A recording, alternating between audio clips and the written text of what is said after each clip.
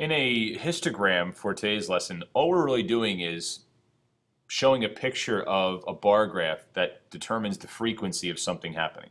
Frequency is just simply how often something occurs.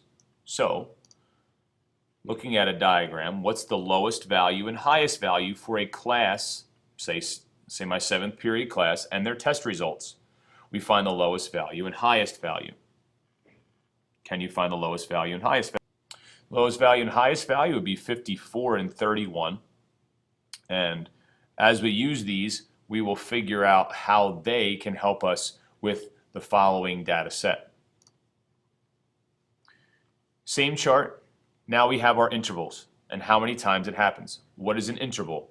It is simply a use of a certain number of points between each thing.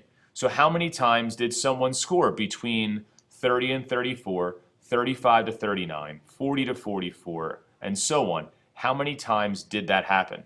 We choose this interval because they all are of 5 points each. 30 to 34 is 5 points, 35 to 39 is 5 points, 40 to 44 is 5 points, and so on. Could we have used a data set like this, where you have 30 to 39, 40 to 49, 50 to 59, and 60 to 69? You absolutely could. Now, the reason we could choose to use the other one instead is because it gives us a better indication of where each of those students fell in their test grades. The question is, how many times did each of these intervals occur in the data set that you see to the left?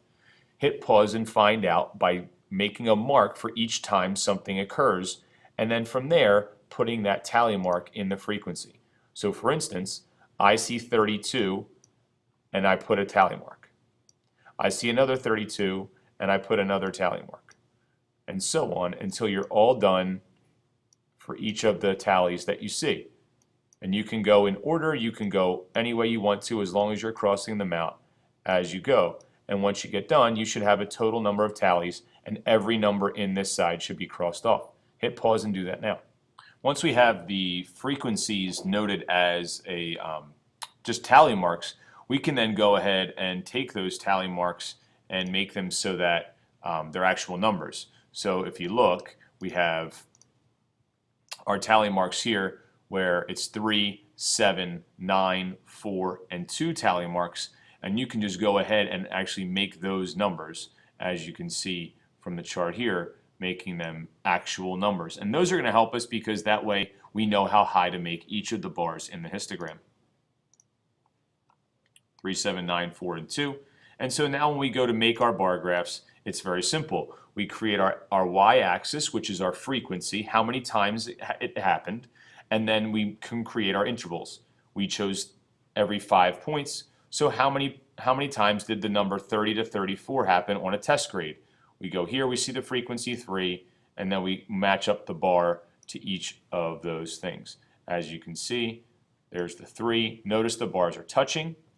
And then from there, we look at 50 to 54 and find that it was 2. This bar matches up with the 2, and our histogram is complete. That is all you have to do for histograms. Once you have the histogram made, you can then answer questions about how many times something occurred or how many times someone scored in a certain area. Answer these 2 questions now. You should have found that there were how many people between 35 and 44? Well, notice that that's 2 intervals. There are 7 students that scored from 35 to 39, and there are also 9 students that scored between 40 and 44, so your answer should be those 2, making a total of 16.